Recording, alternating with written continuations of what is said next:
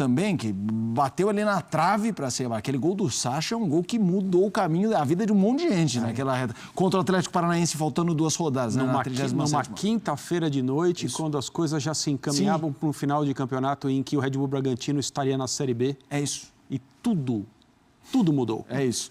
Eu queria que você falasse um pouco do Corinthians. Meio estranho. Queria que você falasse um pouco da performance do Corinthians e também do Red Bull Bragantino como jogo em si, André. Nesse momento em que eu mencionei no primeiro tempo, na minha opinião, né, que o Bragantino conseguiu empurrar o Corinthians para trás, foi por intermédio de uma marcação agressiva que deixou o Corinthians com muitos problemas para sair jogando. Então, a princípio, você não tem tanta exigência assim no primeiro jogo do campeonato, pensando numa equipe que terminou a temporada no Campeonato Brasileiro ganhando 9 partidas seguidas, né? Tem a derrota para o Racing e tal, que interrompeu, como a gente já mencionou aí, mas no Campeonato Brasileiro, o Corinthians ganhou 9 jogos seguidos, essa foi a imagem que ficou. Você espera um ano se iniciando em bom nível, já que o elenco é o mesmo, a comissão técnica também, não tem mudança no trabalho, no olhar, nos métodos e tal. E você espera, além do bom nível ser mantido, um passo adiante. Mas não necessariamente no primeiro jogo do campeonato estadual. A pré-temporada de certas equipes, ela é realizada durante o campeonato estadual. O Corinthians tem uma peculiaridade nesse ano, que é estar em um nível razoável de competição, porque ele vai disputar as fases preliminares da Copa Libertadores. Isso é mais importante do que o campeonato estadual. Sim. Mas as coisas acontecem mais ou menos no mesmo período. Então, o campeonato pode se beneficiar dessa necessidade de antecipar algumas etapas, você precisar, no começo do ano, estar jogando bem, porque senão você não vai passar.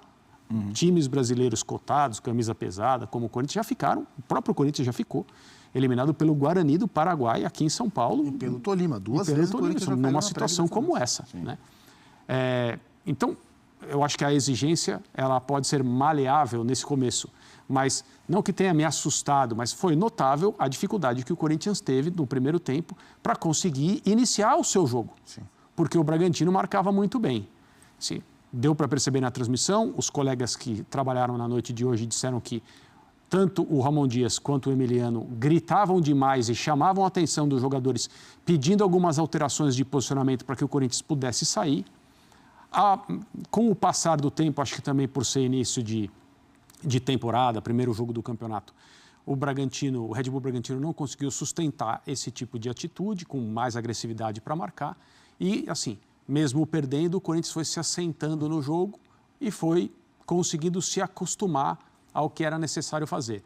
A virada no jogo, né, e depois no placar aconteceu mesmo no segundo tempo, com o Corinthians bem melhor do que o Red Bull Bragantino, mas bem melhor mesmo. Assim, o resultado é bem merecido. Essa dificuldade do Corinthians para sair jogando no primeiro tempo, acho que também tem muito a ver com o perfil dos jogadores. Então, era o time reserva, né? O time titular do Corinthians tem jogadores com uma característica mais técnica, né? Então, o meio campo, embora tenha o Ranieri, mas tem o Breno Bidon, tem o Carrijo, tem o Garro, são jogadores que constroem. Hoje, o Corinthians tinha 3 volantes, que era o Martínez, o Alex Santana e o Charles, nenhum dos 3 é construtor, e 3 homens de frente, o Thales, o Romero e o Héctor Hernandes. Então o Corinthians estava com dificuldade de fazer essa bola sair de trás e chegar nos homens da frente. O Corinthians no começo chegava basicamente com ligação direta. E o Corinthians estava sofrendo, e o gol do Bragantino sai por aí, e não foi a primeira jogada por esse setor, pelos lados do campo, né? O Léo Maná do lado direito, o menino aproveitando a oportunidade, já que o Fagner foi embora, com dificuldade para marcar por ali, o Hugo do outro lado também. As coisas começaram a normalizar um pouco mais no Corinthians quando a família Dias, né? A dupla Ramiliano, quando eles conseguiram centralizar mais o Romero para ser esse meia, para buscar mais o jogo e tentar organizar mais a equipe.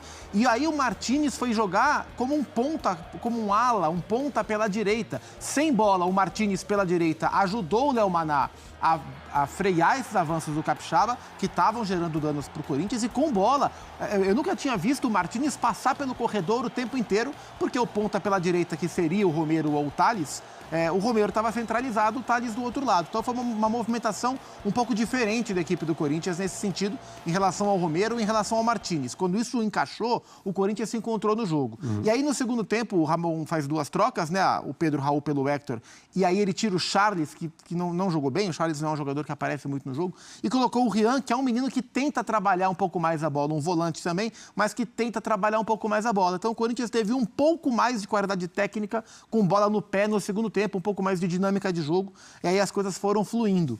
Então o Corinthians demorou uns 15, 20 minutos para se encontrar no jogo, mas para além da questão de primeiro jogo, falta de ritmo, pré-temporada, etc. e tal, o perfil dos jogadores é muito diferente do perfil do time titular. E isso traz um impacto grande na construção de jogo da equipe do Corinthians. Já Ramon Dias falando, você vai ver aqui no Sport Center, mas vamos ao palco do jogo. A vitória do Corinthians 2-1 para cima do Red Bull Bragantino, de virada. O Vladimir Bianchini está chegando para trazer, eu ia falar o clima do jogo, é que ele apareceu no telão, eu ia falar, traga o clima do jogo, e atrás dele a chuva continua. Ele vai falar, o clima do jogo, amigo, é isso aqui, ó. É isso aqui, agora tá um pouquinho menor, se fica, a cabeleira tá seca por aí. Ô, Vlad, eu queria que você falasse um pouco do clima do jogo, mas não o tempo que a gente vê aí atrás, a chuva, mas a performance do Corinthians, se há ânimo, como é que foi a torcida. Um abraço para você, muito boa noite, Vlad.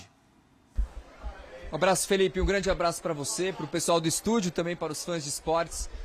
A torcida do Corinthians compareceu em grande número aqui no estádio Nabil Abichedi, também a torcida do Bragantino, a gente teve um público muito bom, estádio quase cheio. A torcida do Corinthians muito preocupada no primeiro tempo com a performance do time, como vocês mesmos disseram, com dificuldades na criação, mas não parou de cantar um minuto. E na segunda etapa, quando entraram os jogadores, principalmente aqueles que eram titulares do ano passado, o time melhorou, o embalo foi junto, então a torcida conseguiu fazer a equipe também ir mais para cima, ser mais assertiva no ataque e conseguir fazer essa 8ª vitória seguida do Corinthians, somando todas as competições. O Timão vem de 8 vitórias, a gente fala a respeito das 9 vitórias consecutivas no Campeonato Brasileiro do ano passado, mas se somando todas as competições, é a 8ª vitória seguida. Lembrando que o Corinthians entrou em campo hoje com uma formação reserva, como vocês mesmos disseram. Nenhum jogador que foi titular no ano passado, que terminou a temporada, começou agora como titular nesse ano. Então, assim, o Ramon Dias e o Emiliano, eles têm poupado os jogadores justamente porque, como tem a pré-Libertadores, que começa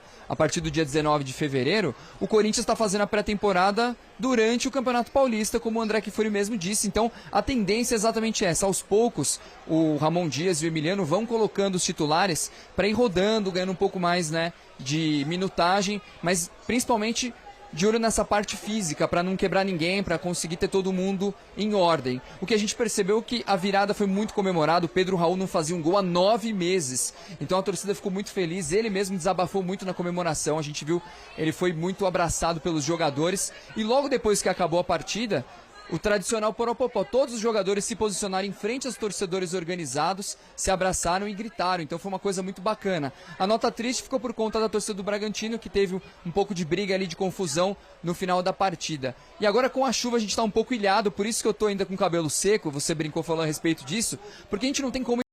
Fala, minha fiel torcida, estamos de volta aqui no nosso canal. Eu quero pedir para vocês aí, deixa aquele likezão aí para estar nos ajudando. E se você não se inscreveu no nosso canal ainda, se inscreva, ativa aquele sininho de notificações, porque todos os dias buscamos informações atualizadas do nosso timão, que veio com essa vitória aí belíssima de virada de 2-1 em cima do Red Bull Bragantino, quase Yuri Alberto fazendo o 3º gol aí também.